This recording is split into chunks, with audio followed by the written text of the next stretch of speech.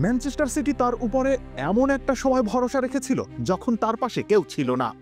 না ছিল পরিবার, না ছিল প্রিয়তমা স্ত্রী, না সাবেক ক্লাব চেলসি। সেখান থেকে তিনি বনে যান ম্যানচেস্টার সিটির ইতিহাসের সেরা খেলোয়াড়। যতদিন খেলেছেন ততদিন অ্যাটাকিং মিডফিল্ড পজিশন নিয়ে সিটিজেনদের দ্বিতীয়বার ভাবতে হয়নি।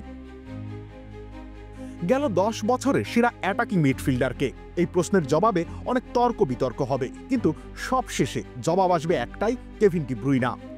বেলজিয়ামের সোনালী প্রজন্মের সোনালী ক্যারিয়ারের চূড়ান্ত দিশা পেয়েছিলেন সিটিতে এসেই। সিটিও তার সাফল্যের চূড়ায় উঠেছে কেডিবির হাত ধরেই। কেডিবি কত বড় নাম, একটা উদাহরণ দেয়া যাক।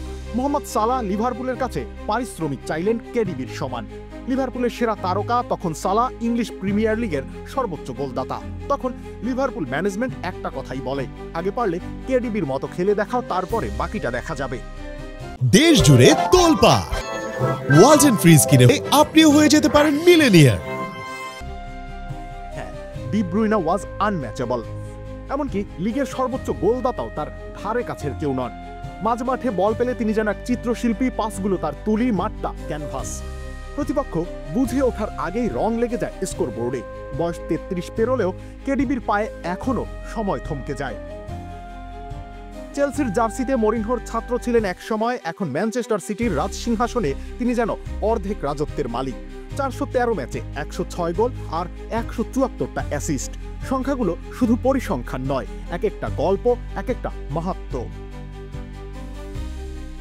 প্রিমিয়ার লিগে তার নাম আসে রায়ান গিগসের ঠিক পরেই।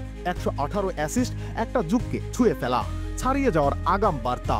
2015 সালে সিটিতে পা রাখার পর 826টা চান্স ক্রিয়েট করেছেন। চান্স ক্রিয়েশনে তার ধারে কাছেও কেউ নেই, যেন প্রতিটা ম্যাচে কবিতা লেখেন তিনি, আর গোলগুলো তার ছন্দের অন্তরা। গত কয়েক মৌসুম ধরেই চোটের সাথে লড়াই করছেন। চোট তাকে থামাতে চেয়েছে এই মৌসুমেও। সেপ্টেম্বরের পরে কিছুটা ছন্দ হারালেও ফিরে এসেছেন সেই চেনা দৃপ্ততায়। এখনো গোলের সুযোগ বানান, ডান পায়ে ঝলক তোলেন আর প্রমাণ করে যান বয়স শুধুই সংখ্যা। তারপরেও আর সিটিতে থাকছেন না তিনি। সৌদি আরব কিংবা MLS গুঞ্জন উঠেছে ডি ব্রুইনা শেষ গান হয়তো ইউরোপে গাইবেন না, কিন্তু তার বিদায়ের আগেও সিটির ট্রফি ক্যাবিনেটে যোগ হতে পারে আরও একখানি রূপালী অলংকার, FA কাপের ট্রফি।